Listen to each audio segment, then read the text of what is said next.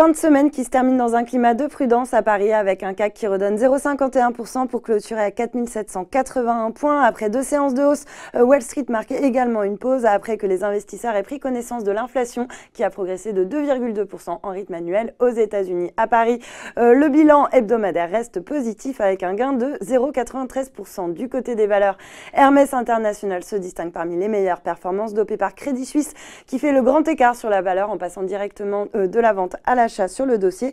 L'objectif de cours lui passe de 476 à 531 €, soit un potentiel de hausse d'environ 7%. Lourde rechute en revanche du côté des équipementiers automobiles qui ont pourtant eu le vent en poupe cette semaine, soutenus par des perspectives de mesures de soutien au secteur automobile chinois.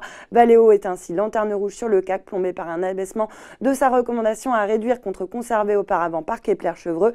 Mal orienté également, Faurecia reste pénalisé par l'abaissement de sa recommandation à vendre contre neutre auparavant par UBS. Et puis Renault de son côté abandonne de 24% à 55,34 € après l'annonce de 2 inculpations supplémentaires pour Carlos Ghosn qui est désormais poursuivi pour abus de confiance et pour avoir minoré le montant de ses revenus entre 2015 et 2018 dans les rapports boursiers de Nissan. Dans le rouge, Saint-Gobain ne profite pas de la poursuite de son plan de restructuration qui passe par la vente de ses activités de transformation et de distribution de verre en Suède et en Norvège à un fonds d'investissement suédois. À la baisse également, Veolia a été affecté par un abaissement de sa recommandation à conserver contre acheter auparavant par Société Générale. Le secteur des télécoms, lui, à l'image d'Orange, se distingue dans le vert après un article de presse qui alimente les spéculations sur une possible concentration du secteur. Fnac Darty, de son côté, reprend de la hauteur après une déclaration du distributeur allemand Ceconomy, son principal actionnaire, qui a annoncé faire une pause dans son projet d'alliance avec Fnac Darty. Enfin, sur le SRD, Trigano, le spécialiste des camping-cars, termine sur un gain de plus de 6%, ce qui porte sa progression